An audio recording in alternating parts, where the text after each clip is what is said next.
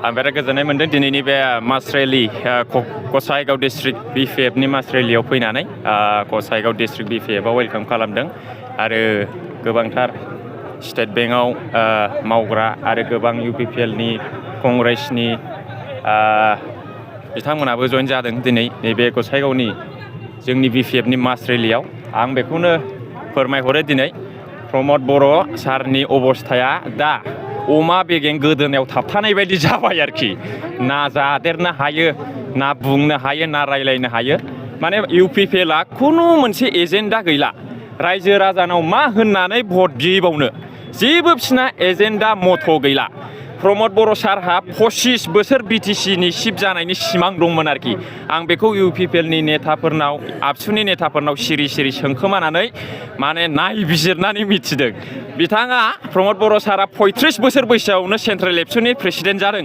खायदा खायसि खालामनानै ओमफ्राय 10 बोसोर खुनुरुखुम एखेबारे दिन्थिफ्लानानै नंखाय खोथा बुंनानै बियो 2025आव 45 बोसोराव बियो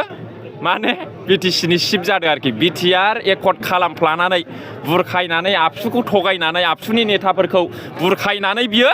बड'फानि सिमां जे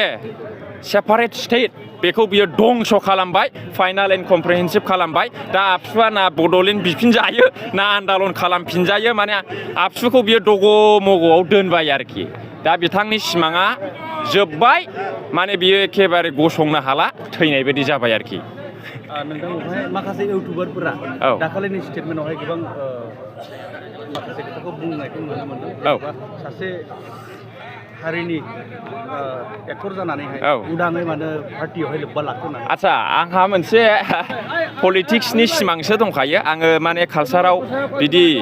पार्मानेन्टलि गान खननानै एक्टिं खालामनानै जागोन बा मावलांगोन आंहा बिदि गैया आं दिनैसिम खुनु दामग्रा देग्रा हेन्डजों प्रेक्टिसबो होफेराखै आंखौ मानसिफ्रा लेंहरो आं डाइरेक्ट गानखौ खननानै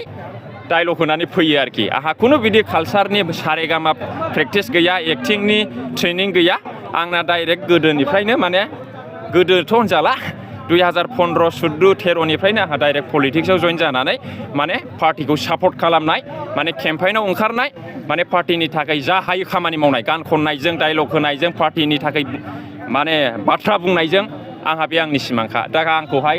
मानसिफ्रा गुबुन सानो गाज्रि बुङो फाव फान्दायो ना आंनि माबा माबि गाज्रि बानायफ्लानानै गाज्रि पिक्सार खालामनानै ससियेल मिडियायाव फाटायो बे गावसिनि खोथा आङो आंनि खामानिखौ आंनि सिमांखौ आङो मावफुंलांगोन आरोखि फैबाय थानाय समावहाय उननि समावहाय नोंथाङा खाबु मोनोब्ला 10 बा 15 बोसोरसोनि उनाव नोंथाङाबो इलेक्सन गेलेनो दं नामा नङा बेथ' उनाव जागोन आंहा एथ' बिदि गिदिरबो सिमां गैया माने उनावहाय मा जायो बेखौ इसोरा मिथिसिगौ आरोखि थेंक इउ